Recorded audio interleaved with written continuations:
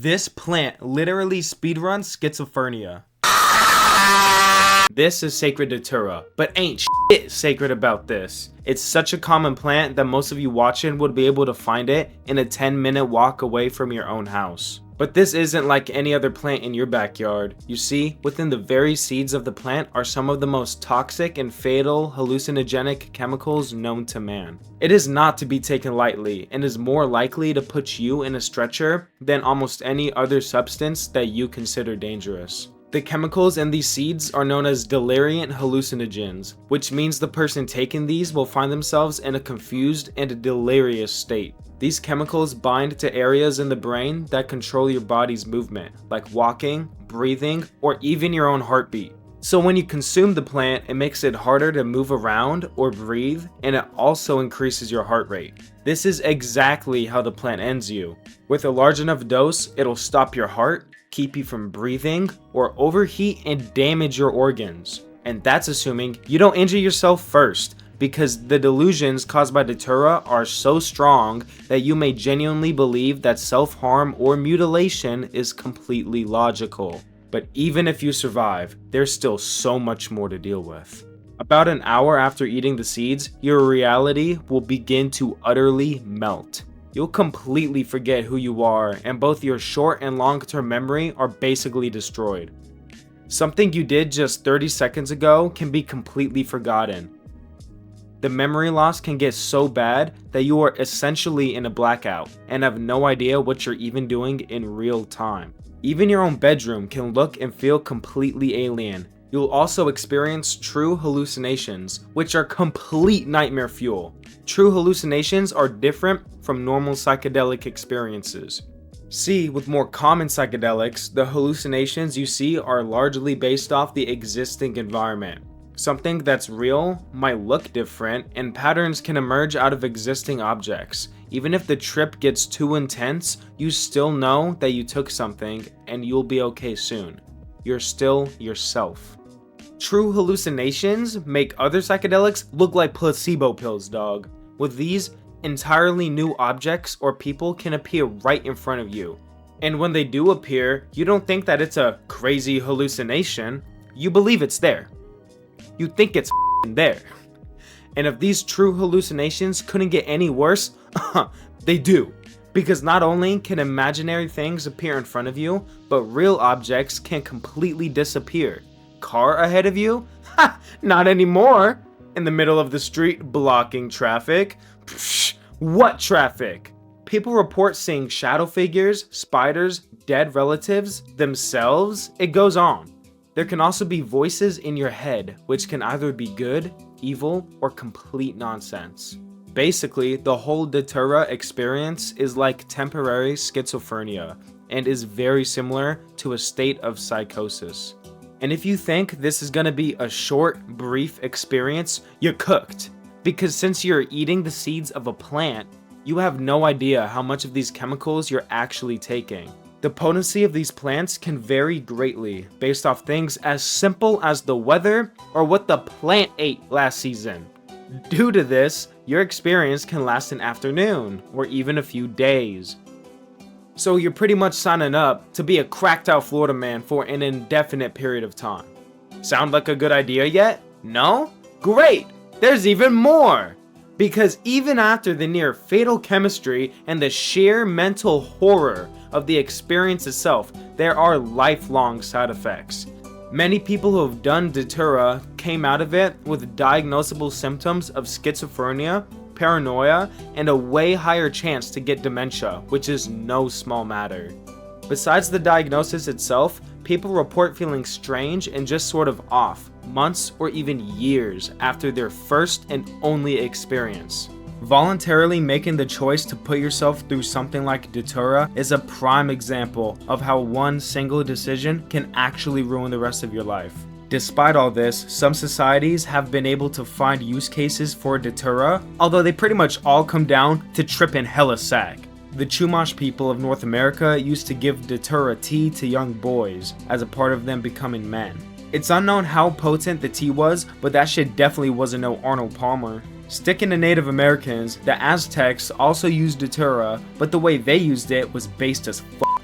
Shamans used it as a way to gain wisdom from other realms, which they probably used during the second way they took Datura. Human sacrifices, of course! Here, they'd actually administer Datura to the victim of the sacrifice. Evidently, so he'd stop asking all these stupid fucking questions, like, why are you doing that? And stop, stop, stop. Skipping across the Great Pond over to Europe, you can find 16th century recipes for skin ointments containing nightshade plants, which also include Datura. People would rub the ointment on their pulse points throughout their body, and presumably get lit as fuck. These ointments were mostly used by women who thought they were witches, and these people still exist today, except it went from Datura and broomsticks to Xanax and Lil Peep songs. But while we don't know everything people did back then, there's plenty of examples of people trying it out today, and it's not pretty. One man ate 70 seeds and proceeded to see a mini copy of himself jump out of his own computer screen like some twisted sequel to Honey, I Shrunk the Kids. Another guy was an experienced psychedelic user, having already done plenty of shrooms, acid, mescaline, and more. He made a tea out of the leaves and proceeded to burn his stove, like actually almost burn it down, lose 5 of his pets out the front door, and absolutely terrify and confuse his own wife and daughter. Yet another man took some before going to a house party and started to see some of the most horrifying scenery I have ever heard described to me. There were people with deformed and bloody faces, monsters that looked straight out of Hellraiser, and even things that would get this video insta-demonetized, such as people quitting their game by rope, and groups of people cuddling while covered in blood, if you catch my drift. Notice a trend here? Pretty flower equals pretty f***ed. Also, a common denominator I've seen in the countless trip reports from Datura is that it's all guys. Like, I haven't heard of one girl doing this stupid shit. This perfectly highlights why women always live longer than men. So, good shit, ladies. Datura Wrightii, whatever, is native to Central America, but has spread in strength to Mexico and most of the US. I live in Los Angeles, so I didn't even have to leave my own neighborhood to find some. So here's one of the plants in my neighborhood right here. It's growing pretty vertical, but it's a small plant in and of itself. They tend to grow out later. We see this one flower here. It's got a bit of a purple hue, which is, that's how it looks. And there's a lot of unclosed flowers here that look like dog turds, but that's common for most of the plants. The leaves are pretty soft. They have a peach fuzz to them, as well as the stem of the plant. All just very soft feeling, like suede almost. Here you can see we found an absolutely massive patch of this stuff. It's one of the biggest I've ever seen. It's on the same plot of property as that smaller one. This is what a fully grown, successful Datura plant looks like. It's massive. There is so much going on in there that we don't see. Yeah, there's just tons of these sort of plants around my neighborhood. There's tons in your guys' neighborhoods. There's just loads of this stuff, and hardly anyone knows the actual danger and potential within these plants that are just scattered all around. Here's another part of that insanely massive plant, and what I'm doing here is I'm looking for the thorn apples. Those are the seed pods themselves, the spiky pods. There wasn't any pods on this one. They would have been growing at the base there. Here at another part, I start checking out a flower. We get to see inside because a lot of the time the flower sort of folds in on itself. You don't get a full view unlike other flowers. So took a peek in there, and yeah, that's what it looks like. It's the reproductive part of the flower. So Mother Nature, HR, don't come for me. Don't come at me, dog. Don't come at me. I went to smell my hand and it smelled way too strong like the plant. So I visited the internet's fountain of wisdom, the peak knowledge center, the epitome of big brain, Quora. And yeah, as it turns out, the plant is so toxic that I really should have been using personal protection like gloves. It's unlikely that anything could happen, but there are a few stories of people not feeling too well after handling them. Plus, I'm a mega hypochondriac and started feeling strange myself. So I proceeded to lick my finger. Just kidding. I drove back to my house as fast as I could to wash off my hand and arm like a good old boy. These plants weren't seeding yet, but don't worry, because I've already taken a couple full seed pods off other Datura plants I found elsewhere in my city. The seed pod you're seeing here is a green one, and it has yet to fully mature, although the seeds inside might still be plantable. This right here is an older seed pod. It's still from around the same time, but this is from a plant that seeded a lot earlier than the plant I got the green pod off of. The seeds in this one are darker, and that means that they're more potent and they have a higher concentration of the neurotoxins compared to the green one. The seeds also fall out a lot easier on the drier one since they're more primed to fall out. The seeds from the green one are less potent and less toxic, and the seeds from the brown one are far more potent and far more toxic. You can see the difference between the two, with the green one reflecting most of the light and looking almost white, and the darker one still brown and you can see more of the texture. Now, reading some articles about this plant led me to discover that it grows best in disturbed soil. And no, that does not mean emotionally disturbed. So here in this clip, you see me going over to my local park. I found a wild Datura plant, and I thought I wanted to get the same sort of soil that plant was growing in, because that soil has the same sort of funguses, hopefully, that help the wild Datura plants grow, that will help my personal Datura plant grow. Soil is filled with small microorganisms like this, so I really wanted to get some of that. However, that wild one was growing on private property with cameras, so your boy wasn't taking any of that soil. So I went over to the local park, which is just across the street, and the soil was more disturbed there. So I grabbed some soil from there real quick. I don't think that's breaking any laws, but we got the soil.